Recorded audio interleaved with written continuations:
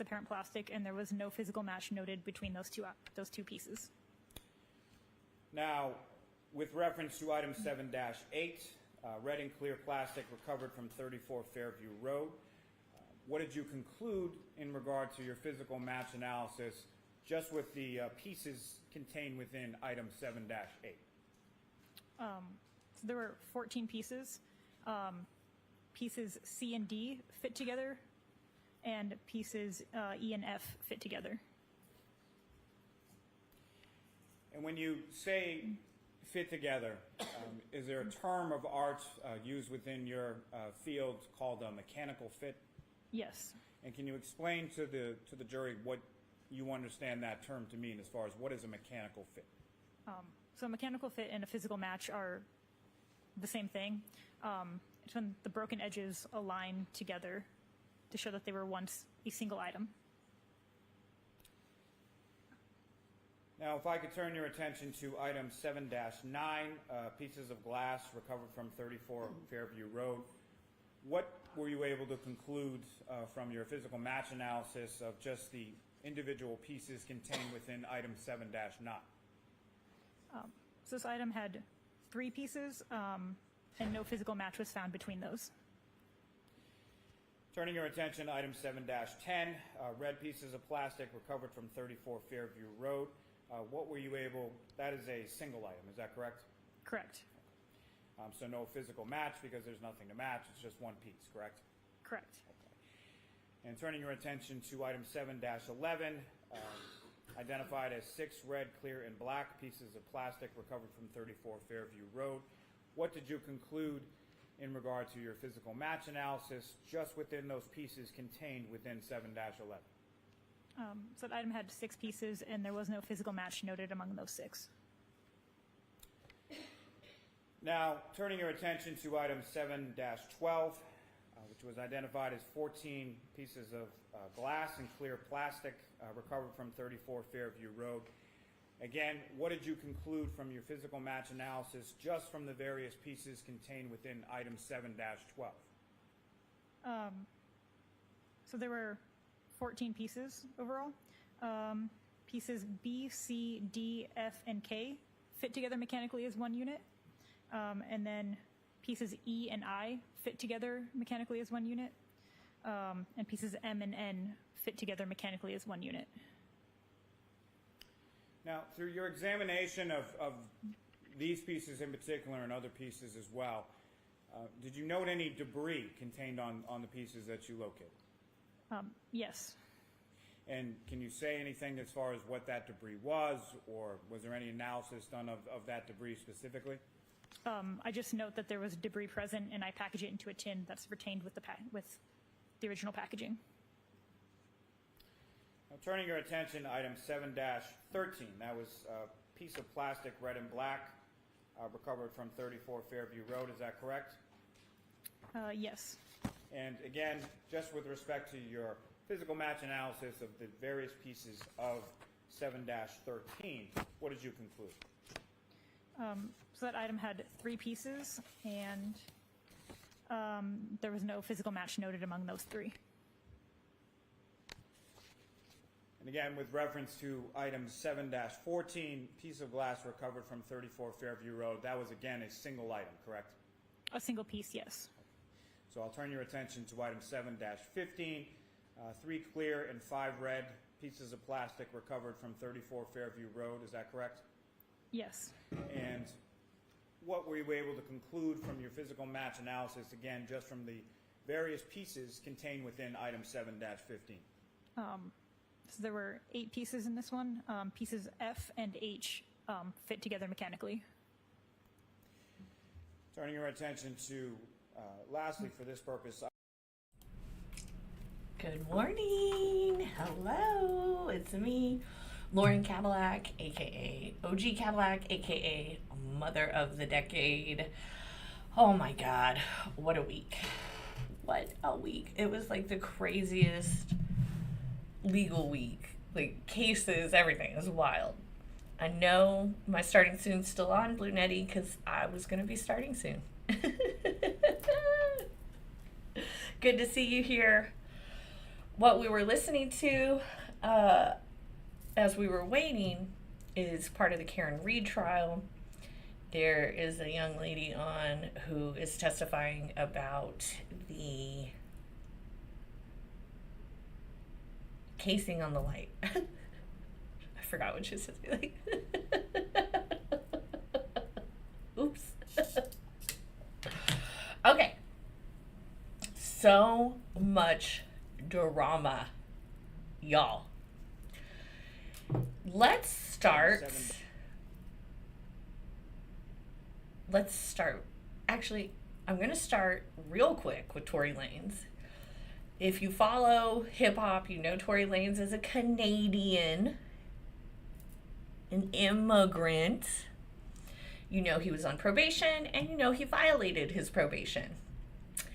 You also know he was recently stabbed. So I'm thinking, sounds like an El Salvadorian prison. Maybe we send him just back to Canada. Okay, we're going to do all this immigration shit. We're going to shove people out of this country. At least, like, someone who's a felon, who violated probation, fine, go home. Don't come back. Everyone is all up in arms. There's a witness who says he heard Meg's best friend saying she shot the gun.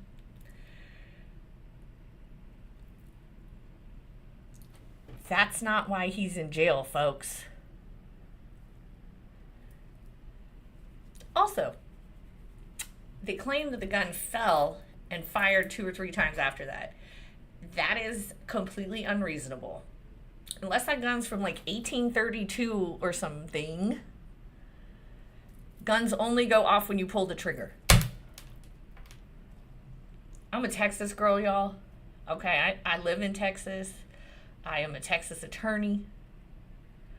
We like guns in this state. I have gone to gun training. And in my training, I learned, unless you actually pull, it ain't going off.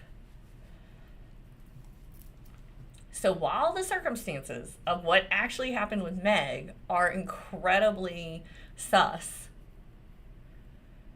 that's not why he's in jail, so it doesn't even matter.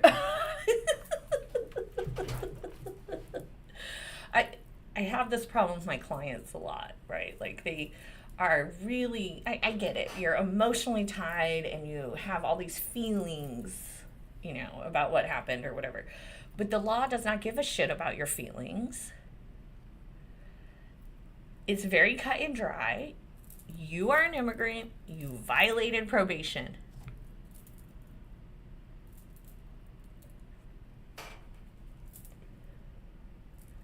I'm sorry to everyone who has feelings about what may or may not have happened.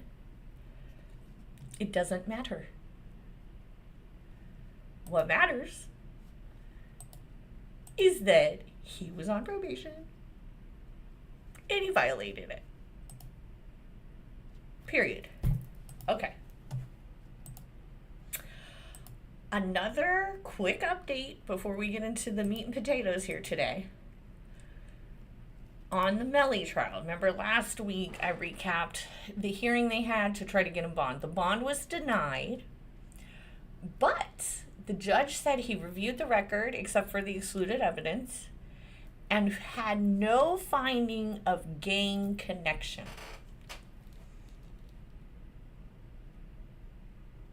That's a big deal, y'all. That gang connection is what gets him the death sentence, the death penalty.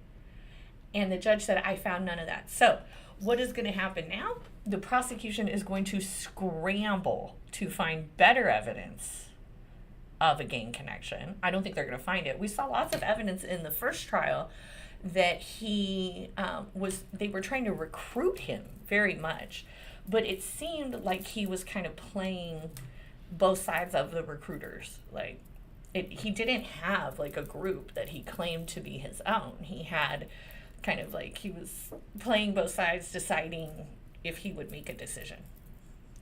The judge saw it that way too, I think. And so he made a ruling that there was no gang activity or gang connection. That's a big ass deal, y'all. That is a big deal. Okay, so those are those updates. If you remember Bryan Kohberger, he's the guy that slashed up those 4 college students in Idaho. He is going to trial, I think, in June, and they had pretrial motions yesterday. Nothing super exciting that I heard. It's so interesting the way, like, across our country, the way each region or state or whatever expresses themselves. Like in Idaho, the judges are like so quiet and calm. In Dallas, it's not like that. It's a lot of big personalities. So it's just so interesting to me how like every region is just so, it's so different. Our country is really cool. We're really blessed, guys. We are. Even though a lot of whack ass shit is going on. Trust me, we're blessed. All right, let me do Karen Reed real quick because this Diddy-ish is so much. So much. So, like, Karen Reed had hardly any. They took like a whole day off in the middle of the week after there was some pretty big cross-examination going on, and the judge was like, oh, let's take a day off. I think that actually was related to, there were people outside protesting, and so the police made this like boundary line, and the people sued, and the appeals court said, nah, that boundary line thing is unconstitutional, violates their First Amendment right of a peaceful assembly, and kind of infringes on free speech. And it was the next day that they took off. So I think the reason they took off is because of that ruling, and they had to like figure out how they were going to do security without the added measures or whatever they were doing. That's my speculative. All right. I think last week we were talking about this guy. I can't remember. I have watched so much about this case in the last few weeks. This shit is whack. Also, something I find of note quite interesting. So far, no one from Massachusetts has lips. I said, Belinda, why doesn't everyone have, like, why doesn't anyone have lips? This is what I concluded. I concluded that in Massachusetts, because they didn't have slavery the way we did down here in the South, there was probably not a lot of, you know, the graping, so to speak, that was going on here in the South that produced interracial babies and therefore gave some of us, you know, a little lip. In my family, we have Nigerian and Congolese in our background. Right. So we're like, that side of the family is very southern side of the family. So I'm just guessing that. But one thing I noticed is none of these people have lips, and it's weird. Like, how do they even talk? I don't know. Okay. So this is that guy, Yuri, what's his face? He's probably Russian or something. He's a real smart ass. Remember, we talked about him. He was so squirrely last week. So let's see him now. What would Colonel Noble This is cross-examination. call Michael Proctor's title in this case? Do you think he'd call him the case officer or the lead investigator? What is your experience with Massachusetts State Police in that regard? Objection. That was very compound.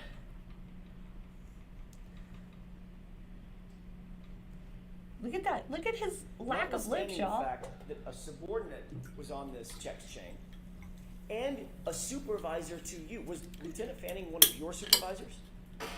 Yes. Notwithstanding the fact that a subordinate was on this text chain and one of your supervisors was on this text chain, you felt comfortable enough within this group of law enforcement to actually like when the subordinate refers to a suspect as retarded, correct?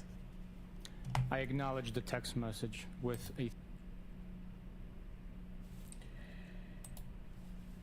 First of all, we're not allowed to use that word anymore. I used to use it all the time, and I had this friend I worked with at AT&T, and he had a special needs child, and he was like, you can't use that word. You can only use it when you're talking about a fire. I retarded the fire. Or you talk about growth, too. He retarded his growth by using drugs. It can only be used as a verb. Understood? Not a noun or an adjective. So, well, I guess it's an adverb also. But it's not a noun or adjective, okay? So here this guy is using that word, and this other cop is liking it. This should not be a shock to any of my viewers, right? Like, if you are a viewer of me, then you know damn well how I feel about the police, okay? That blue shield, to me, it's unconstitutional. It's disgusting. It's like, yuck. But for them, that is their culture, right? They are like, we back the blue, blah, blah, blah. I don't think people should kill cops. I'm not advocating any kind of violence towards cops or anything like that. But cops are slimy. You have to kind of have a certain sliminess to you to want to put people in jail for a living. Just call them like I see them, guys. Like, if your decision in life is I'm going to spend at least 40 hours a week putting people in jail, possibly violating the Constitution, the most important document ever written, you're kind of mental. This Karen Reed thing could never happen to Lauren Cadillac, and I'll tell you why. Firstly, I don't date cops. Number one rule my father had, no police. Secondly, I don't drink. So I'm never going to be too intoxicated to remember what happened that day. Now, I might be like, too old to remember. Sometimes I just don't remember things. Okay. Off my high horse, back to the content. Sorry, guys. All right. Here we go. Thumbs up emoji. Do you believe that? Well, let me ask you another question, predicate question. You were also comfortable enough with that text chain to receive information that your subordinate was looking for naked pictures on a suspect's phone, a woman, no less. Yeah, right here because of this. Literally right here because of this. I told Boleyn, anything ever happens to me, go to my cloud file and destroy my boudoir photos. I did a boudoir photo shoot for a husband that I no longer have. I saved the photos. They're very pretty. They are not for anyone else to ever see. Except Boleyn when she goes to delete them.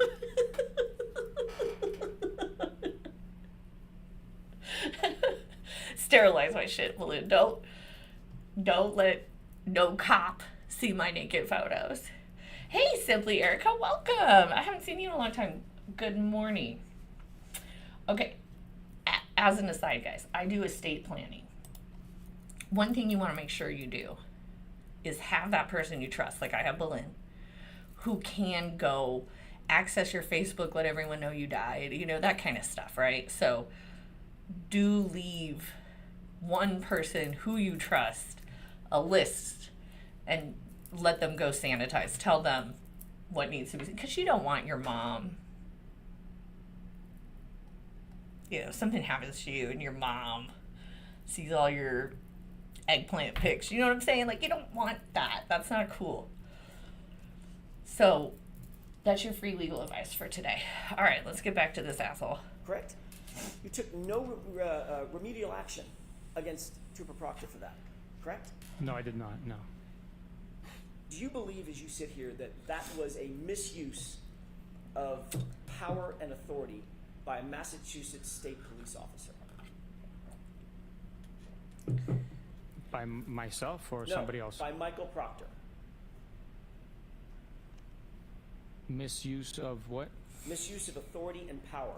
To go through a suspect's phone, to get her phone using the authority and the power vested in that officer by the community members. That's the power that you've derived, correct? You work for the public. Would you agree? At a minimum, it is a misuse of public-owned devices. When I worked at AT&T, we had these things, COU, company-only use. The phone should be work-only use, not I'm looking for naked pictures. I want my tax dollars back. Do you believe it was a misuse of his authority and power to use Massachusetts State Police Authority to go through her phone and look for naked pictures of her? No, he did not. No, he didn't. Do you believe it was a misuse of authority or power to go through her phone and potentially look for nudes? Objection. Of course, the judge is sustaining these. The objection is ridiculous. What is the legal objection? I don't understand. But we all know that Aunt Bev, as the people who own the house that John died at, as they call her, we all know that she's protecting her own, including Yuri here. Okay. So Yuri doesn't actually have to answer these questions, but let me tell you something. It doesn't matter. In cross-examination, you don't give up what the answer is. The answer is actually my question. Cross-examination is time for the attorney to testify. So whether or not that's objective, the jury has heard it. And that is the key. That is what is important. And that's why you don't see Action Jackson throwing a fit. Okay, so now I'm going to skip forward to the autopsy report. This was yesterday.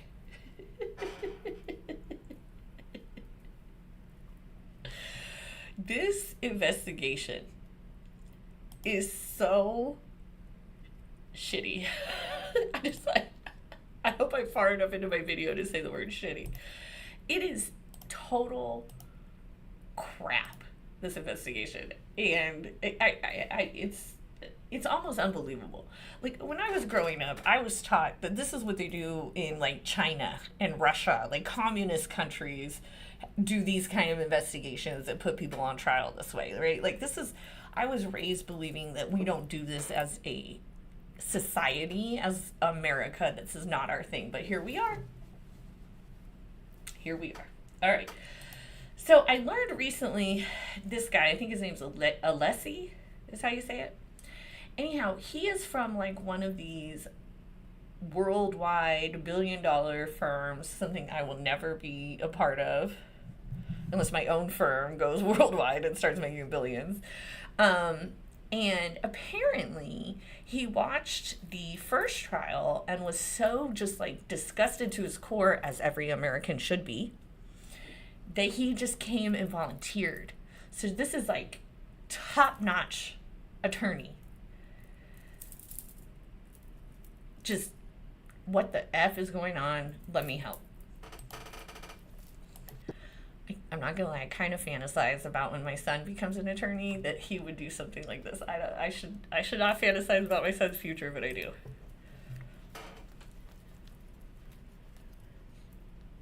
May I, Your Honor? Yes. Thank you. Dr. Storti-Bello,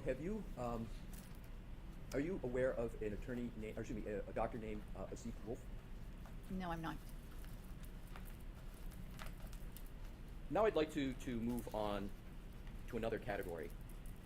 Based on the information that was presented to you as part of your examination and analysis, is it correct that you presume that because Mr. O'Keefe's body was found in the snow and his body temperature was 80 degrees, that he died from hypothermia as one of the causes? I reached that conclusion after performing the autopsy and after seeing some findings that were consistent with hypothermia, and then combined with the information that was provided to me about Mr. O'Keefe's body being found in the snow, I came to the conclusion that was one of the things that contributed. Did you? Okay, firstly, this guy reminds me so much of John Hunter, who I went to law school with, who did the Take defense. This is how I see John in 20 years. Like, the look, the whole nine. Like, him and John remind me of each other. Okay, so he's now just established that one of the causes of death was, in fact, hypothermia. I forgot the word I was going to say. I was going to say frostbite. Whether there may have... Okay, so as a person who's only lived in the South, I know nothing about hypothermia, so I'm Googling this, okay? Hypothermia is a condition in which the body's core temperature drops below 95. Okay, so our usual temperature is like, what, 98.7 or 97.9 or something like that. Okay, it occurs when the body loses heat faster than it can produce, typically due to prolonged exposure to cold. That makes sense.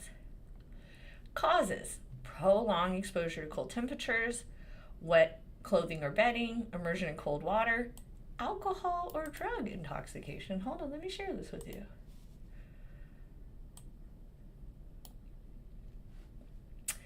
Well, we know all these people were drunk as a skunk.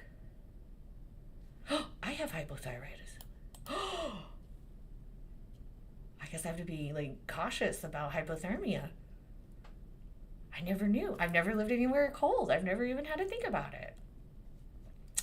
Okay, you wrap them in warm blankets, you give them warm fluids, you use a heating pad to warm the body, and perform CPR. It can cause heart failure, respiratory failure, organ damage, and death. Okay, to prevent, dress warmly in cold weather. Check, I will do that. Avoid alcohol and drugs before cold weather. Check, check, no problemo. Stay dry, that's always my goal. And be aware of your surroundings. I don't know if I'm not great at that. But, okay, so he now has the woman who determines the cause and, not method, but whatever, she could choose, she determines the cause of death and such. And he just got her to admit that hypothermia was part of that. So that is not murder. Hypothermia is not murder. Been other reasons as to why his body reached that temperature of... Whoever this guy is, hold on. Other reasons as... This guy? Whoever he is, I feel really bad for him. There was a different guy in the last trial, but he sat here and had the same job, and it looks so boring. As to why his body reached that temperature of 80 degrees? Sort of applying the scientific method and seeing if there were other reasons. Other than being out in the snow? No, I do not. Do you know whether there are other alternative reasons how his body could reach the temperature of 80 degrees? People can become hypothermic for other reasons such as sepsis, but in this particular case, I didn't have any reason to believe that that was part of the circumstances. She's such a nerd. I love it. You're familiar with the medical phrase differential diagnosis, correct? Yes. And a differential diagnosis is a term that's used by doctors to pursue other potential causes of a medical injury. Is that a fair general statement? Yes. So, for example, if somebody is having difficulty breathing, a doctor may say, I think it's the heart is their primary hypothesis, but they may want to differentially diagnose this and look at the lungs. Is that an example of a differential diagnosis that let's look at the lungs to see if that may be the problem? Is that a good, fair example? In the example you're giving, yes. So, applying that concept, and do you believe the concept of, well, applying that concept to this situation, did you perform a differential diagnosis as to the cause of the death and question whether there was hypothermia as any cause of the death of the deceased? Did you make that analysis? I looked at the anatomic findings that I had at the time of autopsy, the information that was provided to me based on the circumstances and where the body was found, and I came to the conclusion that there were hypothermic changes in Mr. O'Keefe's body. So he had hypothermia. Okay, cool. Now,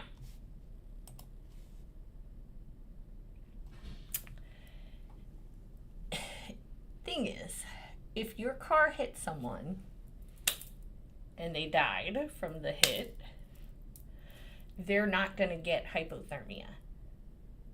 You have to be alive to be otherwise you're just dead. So that means that he was alive when his body was put in that cold.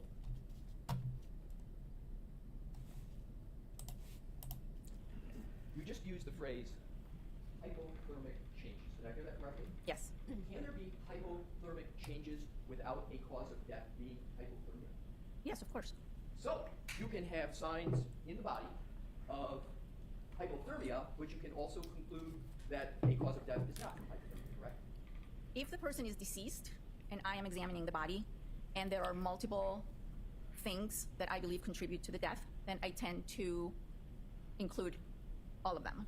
Meaning that if this was a drug intoxication and the body also showed signs of hypothermia, I would include both of them on the death certificate, because there is no scientific way of teasing out whether it was just one or the other or both. In this particular case, I had two processes that were going on. One was the head trauma, and the other one were these hypothermic changes.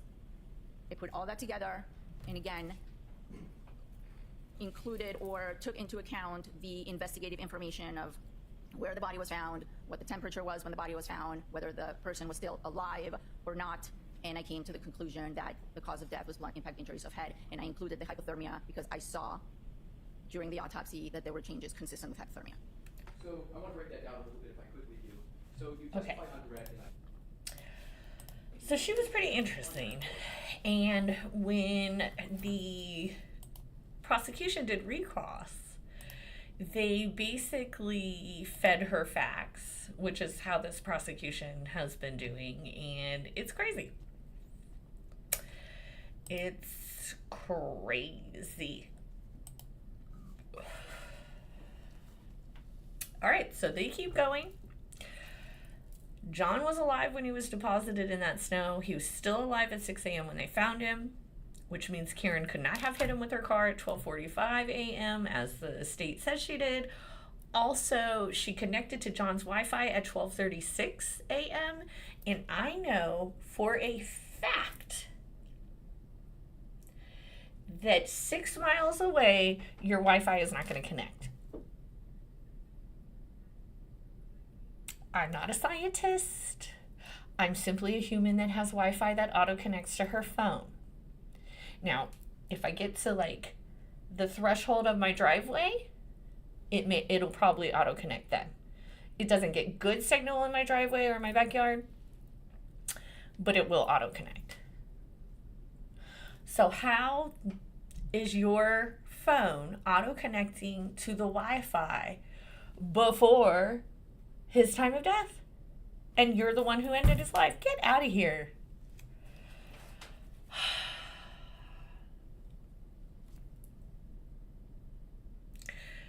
The miscarriage of justice, y'all.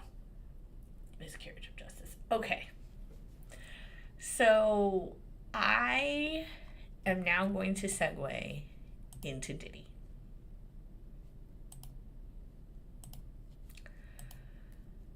Our boy, Brian Steele, he's the master. He's the master. All right. So I want to do a quick compare and contrast. All right. The jury for Diddy was seated on Monday. Both sides did their opening, and 2 witnesses testified. 1 direct and cross, redirect, recross. 2 got through direct and they were still on cross. Day 2, they resumed the cross, and then they put Cassidy on the stand. Rewind to when we all met. Most of us met during the YSL trial. Let's rewind. It took them 11 months to find a jury.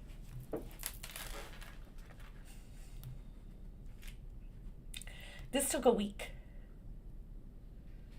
You know how much higher profile Diddy is than Thug? Do you understand? Like, people like me know who Diddy is. He came out when we were kids. Even old people know who Diddy is. Old people don't know who Thug is.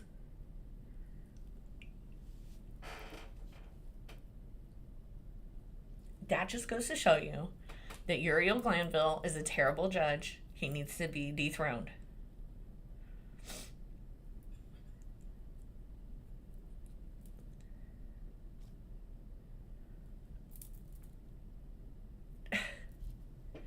The Diddy trial is moving how I expect trials to move. The Diddy trial is moving the way trials in Dallas move. The Diddy trial is moving the way all of my trials has ever moved.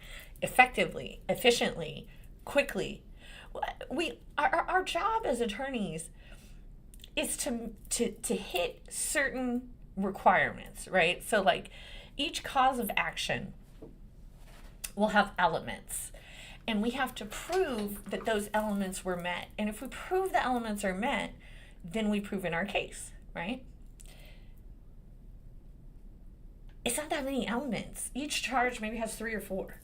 He's been charged with like 5 things. It's 25 elements. It's not hard. So this trial is moving exactly how it should. And it's crazy. It's crazy. Okay. I know simply the Diddy thing is gross. So I'm going to try to really... So it's pretty gross, guys. It's really gross. I'm not going to lie. It's gross. It's not for me. I'm not going to king shame. Y'all do you. I don't care as long as you're not doing it with me or hurting my children or myself. I don't care. But it is not for me. Okay.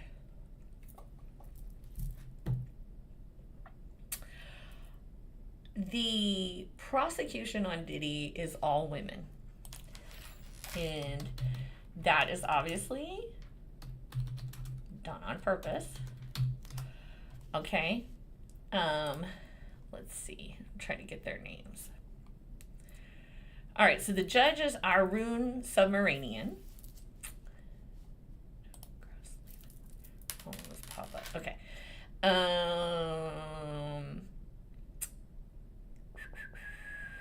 Okay, let's see. Who are the people?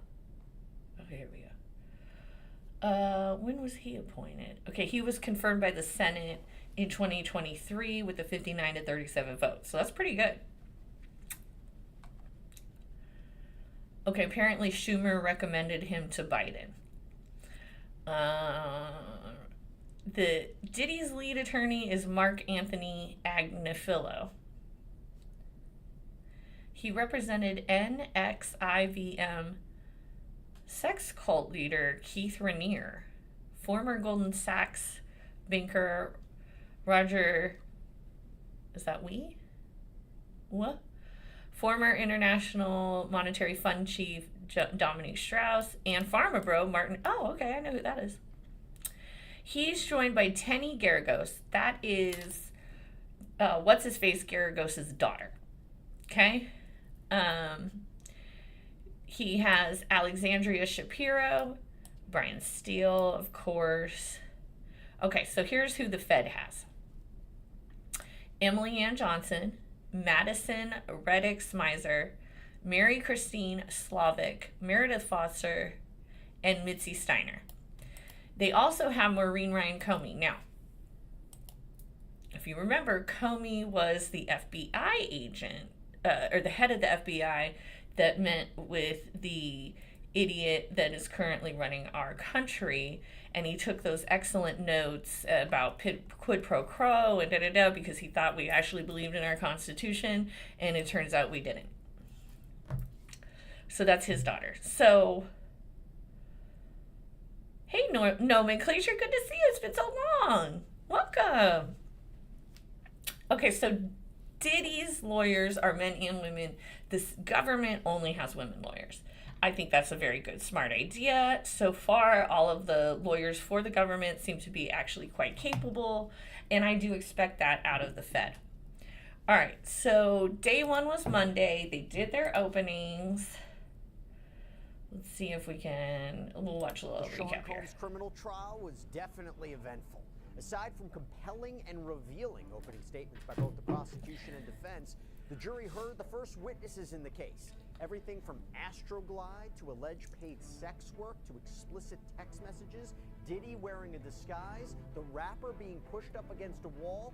This is your definitive recap of everything that happened. In depth, about. So Lil Rod was there day one. She talked about that extensively. There's a very long line. I just applied for my press pass because I will be there on the 27th. I'm going to go to court that day, and then we are having a meet and greet.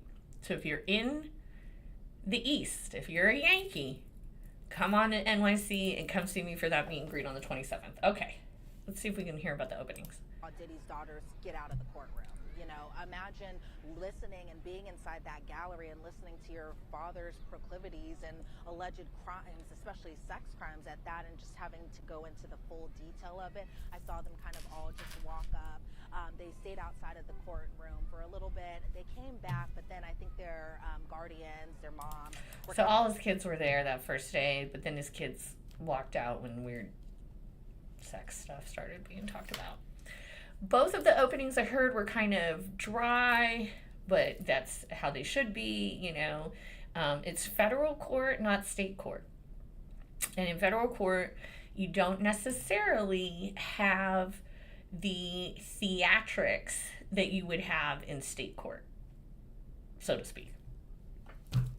We can get away with a lot more. Nomenclature!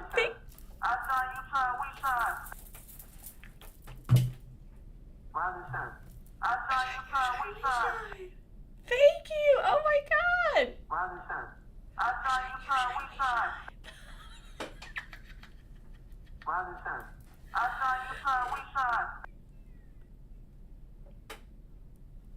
Thank you guys. Thank you so much. Oh my god. I freaking love that. You remember that was out of YSL. I shine, you shine, we shine. Oh, thank you so much, Nomenclature. That was excellent.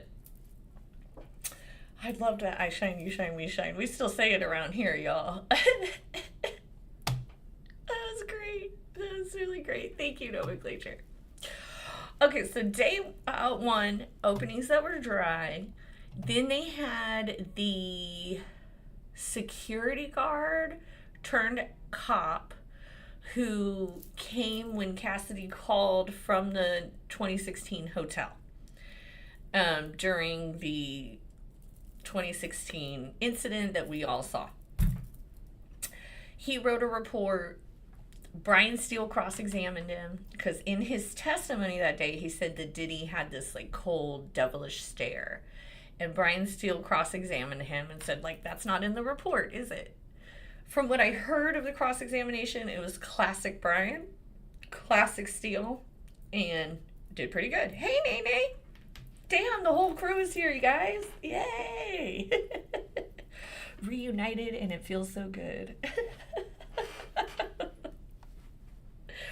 Okay, so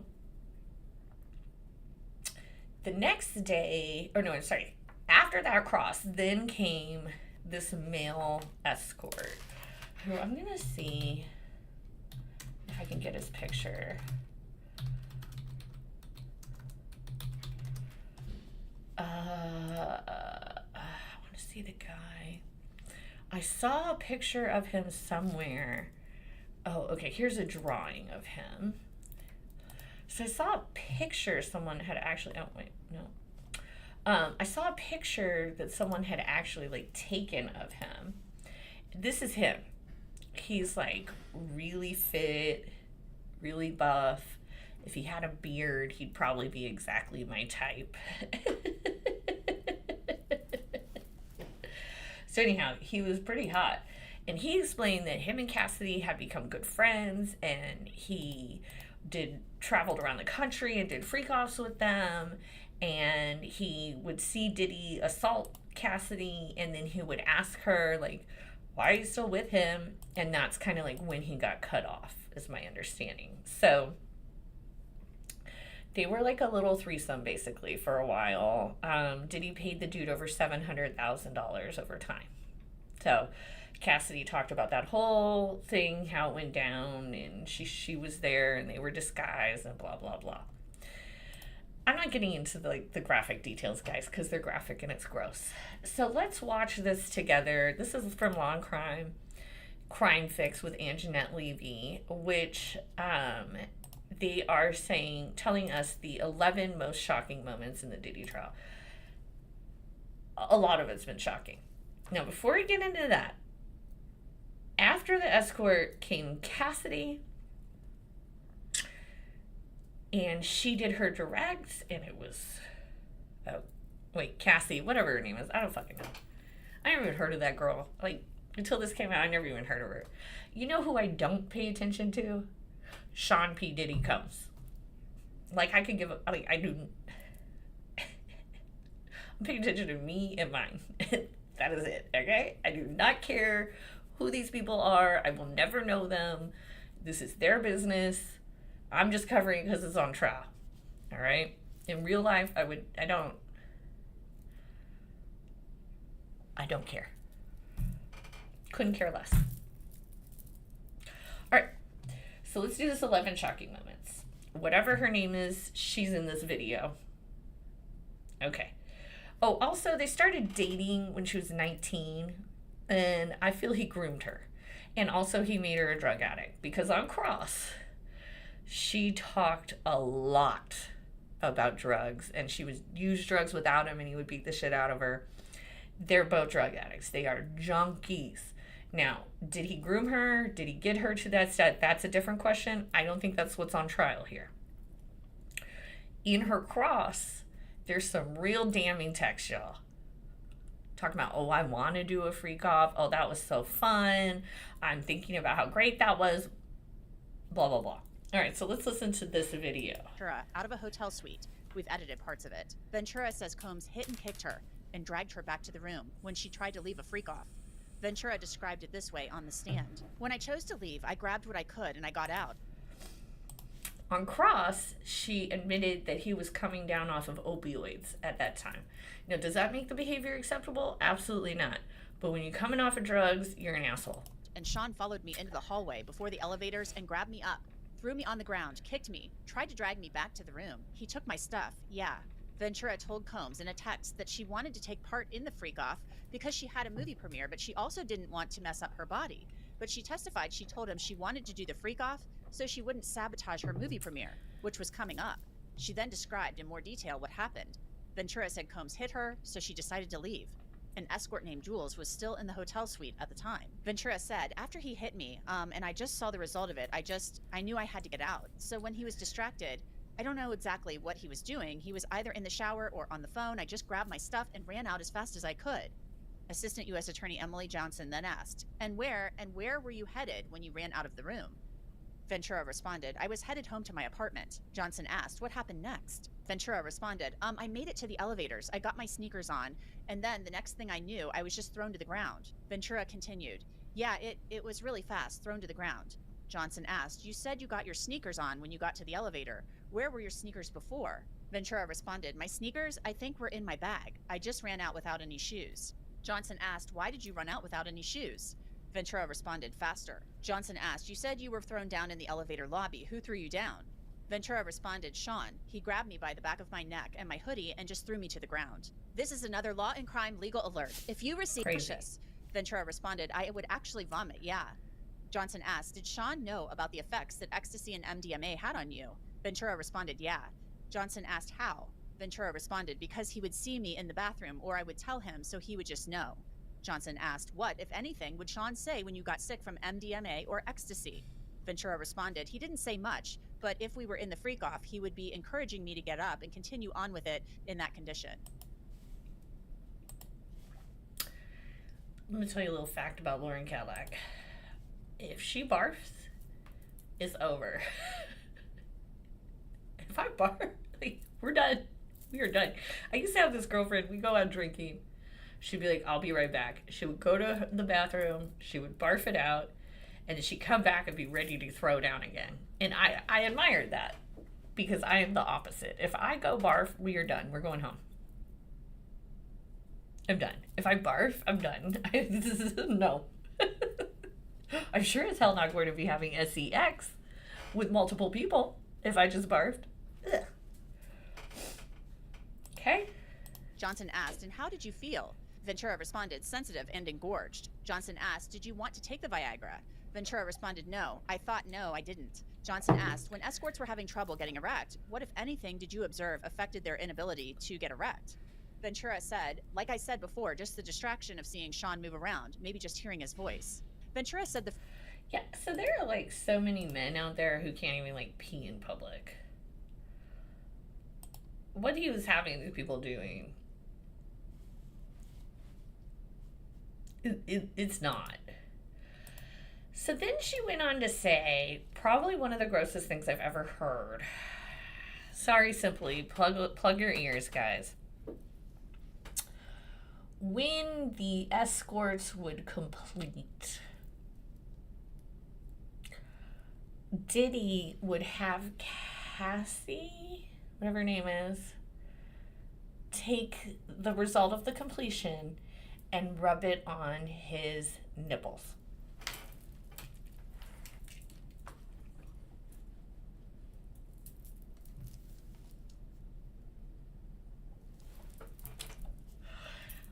This is why you don't mess around with young women, guys. I can't Johnson tell asked, you but- enough.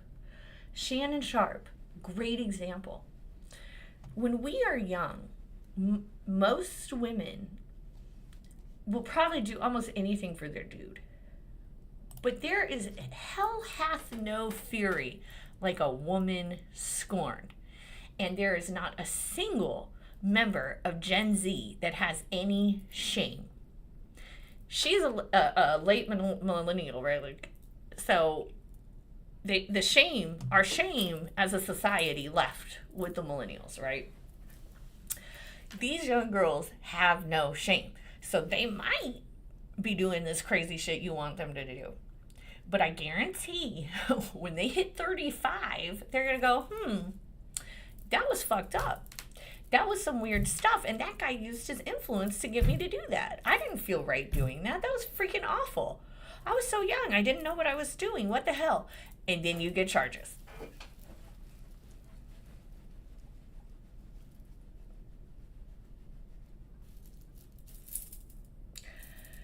This is factual. This is what happens. I was young once. This is... If you are a 50-year-old man, stay away from anyone under 30. An age spread of up to 20 years is acceptable. But when you go around with these young Gen Z girls, they don't even know what shame is, bro. Like, they don't, like, remember how we grew up and we would be shamed and we would feel this thing called guilt, right? They don't have that. They never experienced those things. They don't understand. It's not the same for them. It is not the same for them. We found out that Cassie, or whatever her name is, got $20 million when she sued him.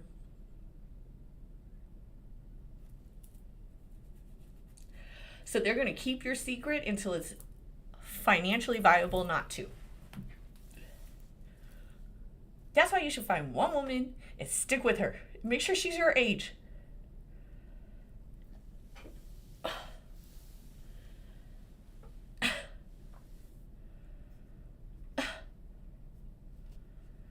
What the F do you expect?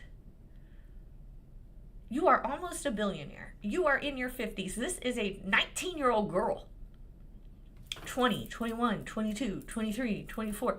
You really thought she was going to keep these secrets for you?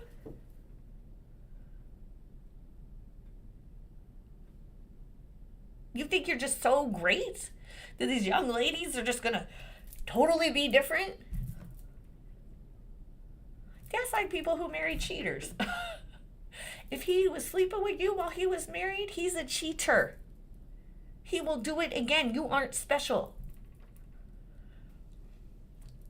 The deal is 22-year-old girls don't know they're not special. Their parents made them feel special their whole lives. They don't realize when it comes to the behavior of men, no woman is special enough to make them not be whatever they truly are. That's something you learn with age. You learn with maturity. And I would argue they're going with these little girls because they don't have maturity. Because they wouldn't put up a fight. Because they'll go along with this crazy ish. That's predatorial. These are predators. Period. I'm lucky I made it past my 20s with all these fucking predators around. I swear to God.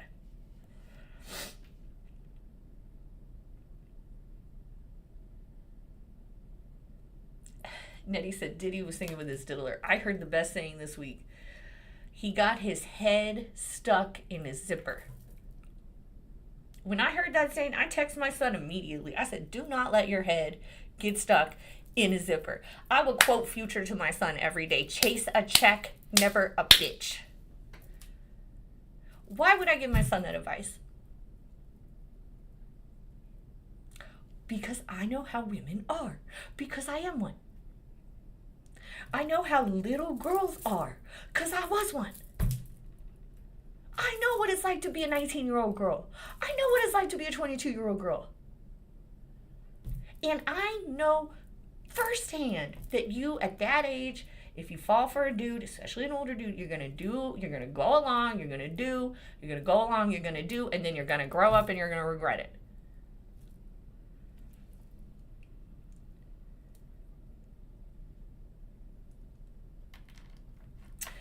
So now here's the issue with Diddy. All right. Oh, also, just so you know, I am a girl's girl. I am a girl's girl. I would never sleep with a married man or a man that's taken because I don't want to hurt the woman. I don't care about the man. I don't want to hurt the woman. I am a girl's girl. But I still know how girls are. And I know these old-ass men, how they're behaving and why. And I know the repercussion of those actions because I've lived on the planet long enough to observe.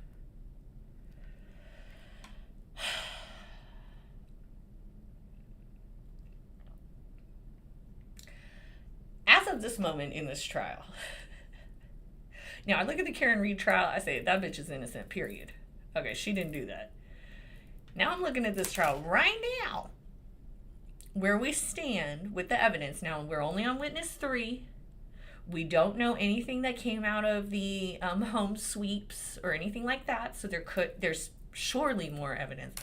As of today, it looks like Diddy's being prosecuted for being kinky and for being so fucking stupid that he hooked up with little girls. Yeah, they were the age of consent, but that doesn't mean they're grown. And in a way, I kind of feel he deserves it. If you're going to be that stupid, you get what you get. It's called karma. But we really, really, in this country, do not prosecute people for their kinks. Unless their kink is like that kind of, then you're going to jail. But we don't really prosecute people for consensual, albeit weird, and not standard behavior. We really don't.